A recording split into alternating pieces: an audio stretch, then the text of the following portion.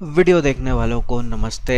आज हम बात करेंगे भारत और चाइना के बीच जो बॉर्डर पे चल रहा है उसके बारे में। तो खबरें आपने सुनी होंगी मीडिया में कि क्या चीज़ें चल रही हैं।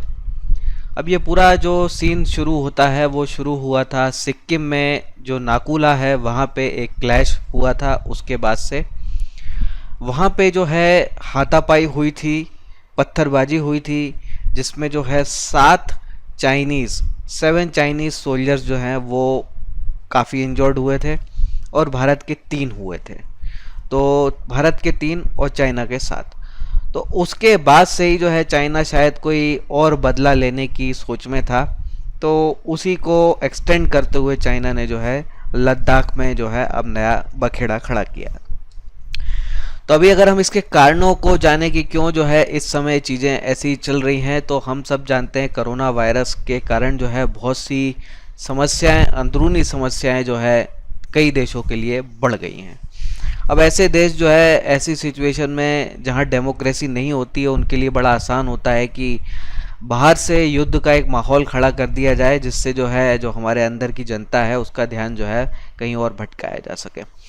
तो कुछ कारणों पर अगर हम विचार करें कि क्यों जो है ये सब हो रहा है, तो एक तो एग्रेसिव जो तरीके से भारत जो है इंफ्रास्ट्रक्चर बिल्ड करने में लगा हुआ है वो चाइना को जो है पसंद नहीं आ रहा है। ग्लोबली जो है एंटी चाइना सेंटिमेंट्स जो है डेवलप हो रहे हैं। तो कोरोना वायरस के कारण जो है दुनिया भर से ये मांग उठ रही है कि चाइना के खिलाफ प्रतिबंध लगे, उसके के खिलाफ जो है एक जांच कमेटी बैठाई जाए। कई देशों ने जो है अपने अपने कोर्ट्स में जो है ट्रिलियन और बिलियन के जो है कंपनसेशन की भी मांग कर दी है। तो हो क्या रहा है कि ग्लोबल एंटी चाइना जो सेंटिमेंट्स बने हैं उसमें भारत भी शामिल ना हो जाए, तो उसके लिए एक माइंड गेम जैसी चीज़ होती है वो करने की कोशिश की जा रही है कि दिखावा टाइप का हो रहा है कि अगर आप हमारे खिलाफ जाएंगे तो हम ये कर देंगे वो कर देंगे, इस तरह का। एक हमारा बिजनेस पोटेंशियल भी बहुत तेज़ी से बढ़ रहा है। तो कई कंपनीज जो है अब चाइना छोड़ के जा रही हैं, तो उस पे से बड़ी संख्या में जो है एक भारत आ सकती हैं। तो अगर चाइना ये शो करता है दुनिया के सामने कि भारत एक रिस्की देश है, युद्ध के माहौल में खड़ा हुआ देश है, तो इस तरह से जो है थोड़ा सा वो बिजनेस सेंटिमेंट हमारा ख़राब करने की कोशिश कर सकता है। तो वो भी एक कारण है। और जो तिब्बत और हांगकांग के लिए जो है अब आवाज़ें जो दुनिया भर में उठने लगी हैं, चाइना ने जहाँ पे अवैध कब्जा कर रखा है, तो वहाँ पे भी अगर भारत सीधा सपोर्ट में आ जाता है तो और मुसीबतें चाइना के लिए हो सकती है। तो ये कुछ ऐसे कारण हो जाते हैं जो है इस सब चीज़ का जो है एक रीज़न बनता है।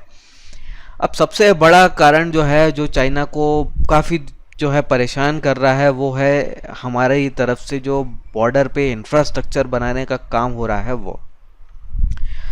तो जो पिछले 5-6 साल में जो यहाँ काम हुआ है वो बहुत ही तेज़ी से हुआ है, और इतना तेज़ी से कि हम ये कह सकते हैं कि जो काम पिछले 30-40 साल में नहीं हुआ था वो काम जो है नई सरकार ने पिछले 5-6 साल में किया है। अब 1962 में हमारी चाइना से लड़ाई हुई थी, तो उसके बाद ही हमें इंफ्रास्ट्रक्चर बनाने पर काम कर देना चाहिए था और बना ही देना चाहिए था अगले 10-15 साल में, पर हमने वो काम नहीं किया। तो वो काम जो है लेट हो रहा है, अब हो रहा है।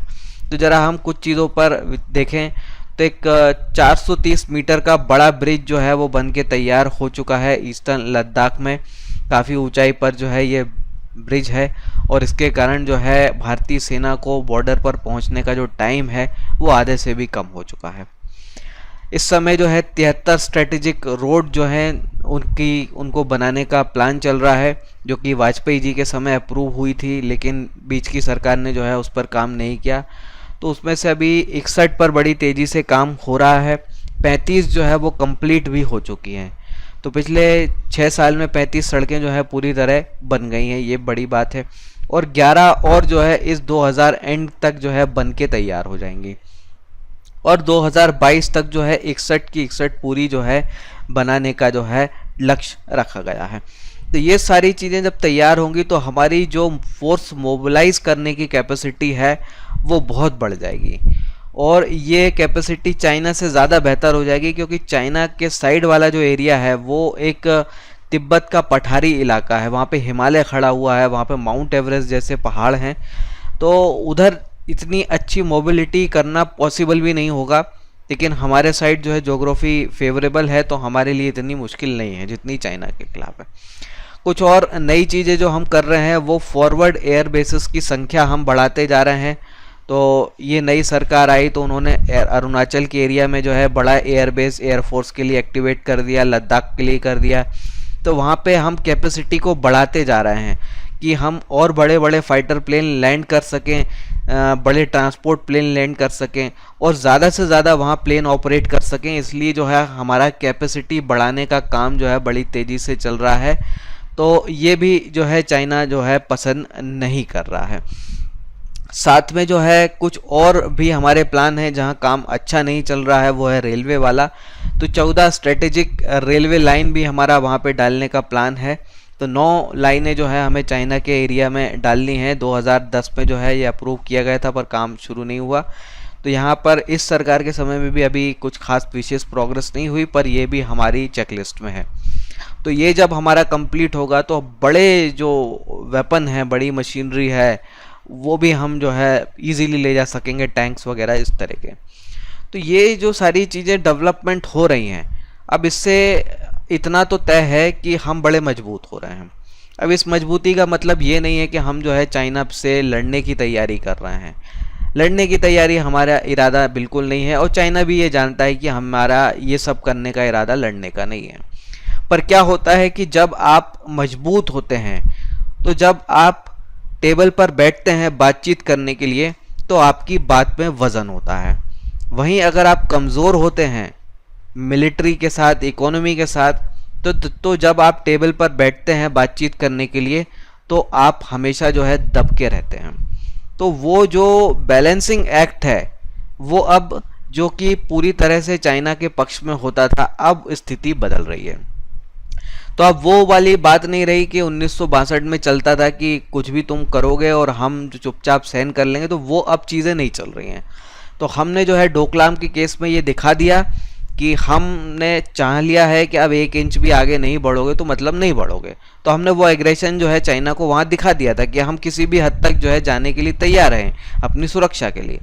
तो ये जो और एक्टिविटी हो रही है, उससे क्या हो रहा है कि हमारा एक तो इंटरनेशनल लेवल पे वेट बढ़ता जा रहा है और डिप्लोमेटिकली भी जो है हम जहाँ पहले से थोड़ा नीचे होते थे चाइना के साथ, अब जो है हम इक्वल लेवल पे आते जा रहे हैं। तो ये सारी चीज़ें जो है चाइना को पसंद नहीं है। अब जब आप बॉर्डर थोड़े से क्लैश करने लगते हो, इस तरह की घुसपैठ वाले एक्शन लेते हो, तो ये सारी चीज़ें जो है कुछ समय के लिए तो रुक जाती हैं। तो यही जो है चाइना का जो है स्टैंड है, यही करने की कोशिश कर रहा है। पर अभी सरकार की तरफ से जो है बिल्कुल क्लियर इंस्ट्रक्शन है कि जो काम चल रहा है वो बिल्कुल भी ना रुके, चालू रहे। अब फिर भी लोगों को एक सवाल करते रहते हैं कि क्या युद्ध होगा, युद्ध होगा तो क्या होगा, या जो है अगर होगा तो क्या हम जीतेंगे या हारेंगे। तो देखिए, युद्ध होने की संभावना ना के बराबर है, ऑलमोस्ट ज़ीरो है। वो भी समझदार हैं, हम भी समझदार हैं, कोई भी जो है बेकार में नहीं लड़ेंगे। और लड़ने के लिए कोई रीज़न चाहिए, वो भी हमारे पास, दोनों ही देशों के पास नहीं है। तो युद्ध की संभावना ना के बराबर है। और क्यों चाइना जो है लड़ेगा नहीं, उस पर मैंने एक सेपरेट वीडियो बनाया है, क्योंकि उससे जो है चाइना का इकोनॉमिक लॉस जो है बहुत बड़ा होगा। तो ऐसा जो है होने की संभावना नहीं है। फिर भी एक पॉसिबिलिटी अगर आप लेके ही चलना चाहते हैं कि अगर हो तो क्या होगा, तो देखिए, चाइना एक ऐसा देश है जो बहुत जगह पिट के आया है। 2 बार वियतनाम उसको ठोक चुका है बुरी तरीके से। 2 बार जो है वो ताइवान को लेने की कोशिश कर चुके हैं लेकिन विफल हुए। तो हर जगह चाइना ने मार ही खाई है, चाहे कहीं भी आप देखें। हमारे यहाँ चीज़ें ज़रा 1962 में हमारा जो लीडरशिप थी वो ज़रा सही नहीं थी, इसलिए जो है चीज़ें जो है वो सही नहीं गई। अदरवाइज़ जो है चाइना जो है एक पेपर टाइगर ज़्यादा है और इसके इतने ज़्यादा खुद के दुश्मन हैं, ग्लोबल लेवल पे एलाइज की भारी कमी है, तो वो सारे फैक्टर भी अगेंस्ट जाते हैं। अब जो सबसे बड़ा फैक्टर जो भारत के पक्ष में है वो है ज्योग्राफी। तो यहाँ अगर आप देखेंगे तो भारत और चाइना के बीच में हिमालय खड़ा हुआ है। हिमालय जो कि दुनिया की सबसे बड़ी और सबसे ऊंची जो है माउंटेन रेंज में आती है। एवरेस्ट जैसा जो है बीच में खड़ा हुआ है। फिर इस तरफ जो है पूरा जो चाइना का एरिया है वो तिब्बत का एरिया है। तिब्बत को कहते हैं roof of the world. Roof of the world इसलिए कहा जाता है क्योंकि वो एक प्लेट्यू है और दुनिया की सबसे ऊंची प्लेट्यू है। तो उसकी जो हाइट है वो 3 से 5 हजार मीटर की ऊंचाई वाले एरिया पे, यानी कि 3 से 5 किलोमीटर ऊंचे लेवल पे जो है तिब्बत है। तो ऐसे लेवल पे आपके लिए एयरफोर्स को ऑपरेट करना बड़ा मुश्किल काम होता है, क्योंकि ऐसे ऊंचे लेवल पे एयर डेंसिटी काफ़ी कम होती है।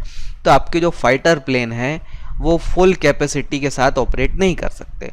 और चाइना का जो भी तामझाम है वो साउथ की तरफ है, और साउथ से यहाँ तक इंडिया की बॉर्डर तक वो सप्लाई मेंटेन करना, वो सब कम्युनिकेशन लाइन मेंटेन करना, ये इम्पॉसिबल जैसा टास्क है, ये चाइना खुद भी समझता है।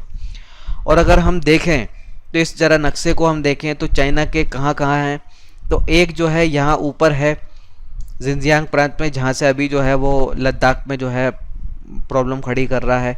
फिर कुछ सिक्किम की तरफ है, इसके अलावा जो है ज़्यादा नहीं है। पर अगर आप भारत का देखें तो यहाँ बहुत सारे फॉरवर्ड एयर बेसिस हैं हमारे, बहुत सारे जो है हमारे मिलिट्री आर्मी के भी एस्टेब्लिशमेंट हैं। तो कहने का मतलब ये है कि हमारी जो पोजीशन है वो ज़्यादा एग्रेसिव वाली पोजीशन है। तो नंबर्स में भले ही चाइना ज़्यादा लगता है, लेकिन नंबर्स जो है सिर्फ सही नहीं होते हैं, क्योंकि ये ज्योग्राफी ही ऐसी है कि यहाँ पे आप जो है ज़्यादा ताकत अपनी यहाँ पे मेंटेन कर ही नहीं सकते लंबे समय तक। लेकिन हमारी तरफ जो ज्योग्राफी है वो काफ़ी फेवर वाली है, ऐसी जटिल ज्योग्राफी जो है हमारी साइड नहीं है, वो चाइना के साइड। तो युद्ध जैसी सिचुएशन पहली बात तो होगी नहीं, और होगी तो हम इतने बिल्कुल सक्षम हैं कि चाइना को धूल चटा देंगे, उसका भुर्ता बना देंगे। इतनी ताकत जो है हम में डेफिनेटली है। बाकी चीज़ें जो है वो लीडरशिप के ऊपर डिपेंड करती है। तो देखिए इंदिरा गांधी जो है वो एक बहुत ही बोल्ड लीडर थी, सिक्किम को वो चाइना की नाक के नीचे से लेके आ गई थी। तो ऐसी जो है बहुत सी चीज़ें जो है हो जाती हैं जब आपके सामने जो है मजबूत नेता हो। वैसे ही 1967 में चाइना को बुरी तरह ठोका भी था हमने। तो ऐसी चीज़ें जो है होती हैं जब मजबूत नेता हो। तो अभी हमारे पास जो है कोई नेहरू जैसा नेता नहीं है, तो कोई टेंशन वाली बात नहीं है। गड़बड़ होगी तो अच्छा सबक जो है सिखा दिया जाएगा। जहाँ तक मेरा अपना अनुमान है कि कुछ हफ्तों तक जो है ये खेल चलेगा, बाद में जो है चीज़ें अपने आप जो है नॉर्मल सब हो जाएंगी। तो ये रही आज की बात। इस पर जो है आप अपने कमेंट्स रखिए, फिर मिलेंगे। जय हिंद।